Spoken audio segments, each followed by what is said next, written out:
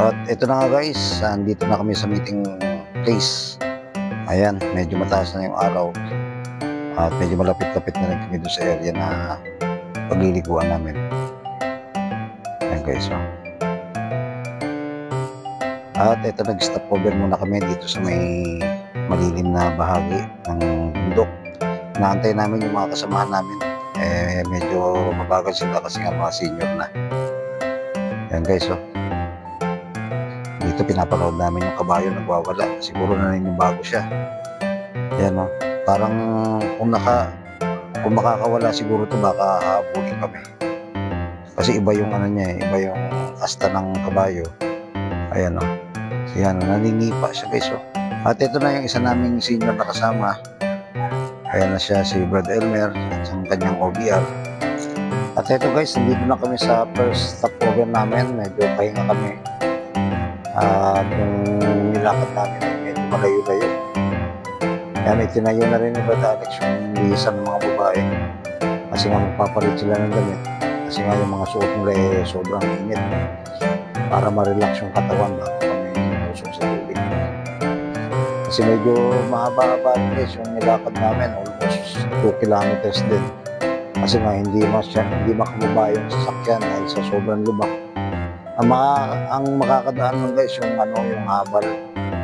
Yung habal-habal ay yung nakakadaan sa yung mga dala namin.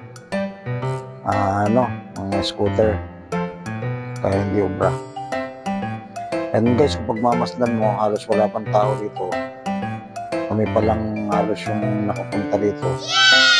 At ito na guys, tumambad na sa amin yung napakalino na tubig. At kung pagmamasdan mo, kala mo mababaw lang yung tubig. Pero malalim yan guys, lampas tao yan. Kasi kitang-kita lang kasi yung ilalim ng tubig. Guys, nanguha kami ng talimasag. Talimasag talangka. Napakalinaw ng tubig guys, oh. Ang linaw. Guys, oh, kitang-kita, crystal clear. Wow. Napakalinaw ng tubig.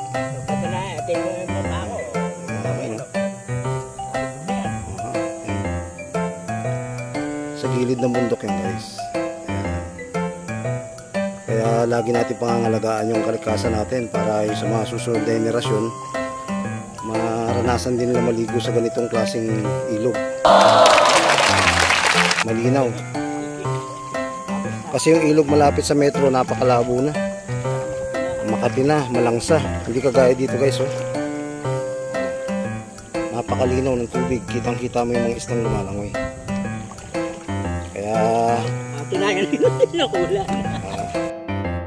Kaya sa mga gustong pumunta dito guys, dito lang to sa DRT, Doña Remedios Trinidad, sa Cabayosito, Cabayunan. Medyo malayo-layo nga lang siya guys kung lalakarin mo.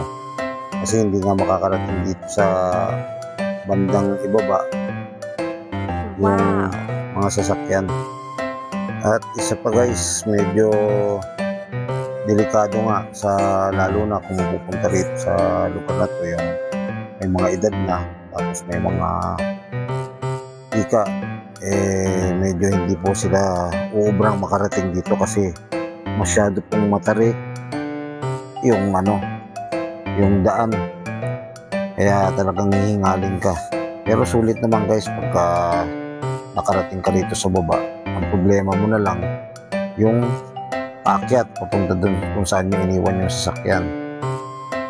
Kasi nga talagang dadaan ka sa matinding akyatin at bako-bakong daan, lubak-lubak. Kaya talagang struggle pagpunta rito guys, pero talagang very satisfying naman kung nakarating ka.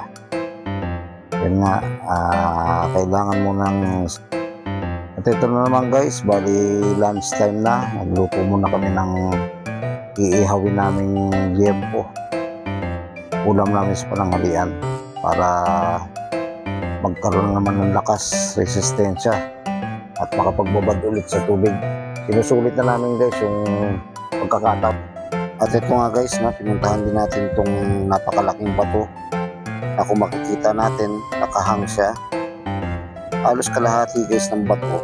Ang diameter nito halos 6 meters.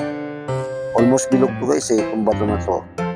Nakahang siya kaya may possibility na gumulong siya kung sakaling magkaroon man ng pabuga yung lupa. Kaya delikado sa mga naliligo sa ilog. Kasi nga sa bandang itaas lang ito ng ilog.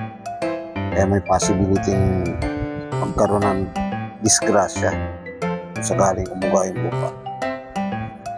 Ayan guys, at ayon din naman sa mga nakausap nating katutubo na naninirahan dito, nung unang panahon daw ng World War II, may mga Hapon din daw na namataan dito sa lugar na to, naliligo dahil nasa linis ng tubig, linaw. Kaya siguro dito sila nag-decide na mag-stay ang kasagsagan ng gera. At ito na guys, ligo time na. At sinusulit namin yung mga natitirang oras at medyo hapon na rin. Sinulit na namin yung paliligo kasi nga sa hirap ng pinagdaanan namin makarating dito sa lugar na to.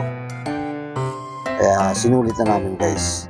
Yan guys, maraming salamat. Abangan nyo yung part 2 ng aming video. Salamat.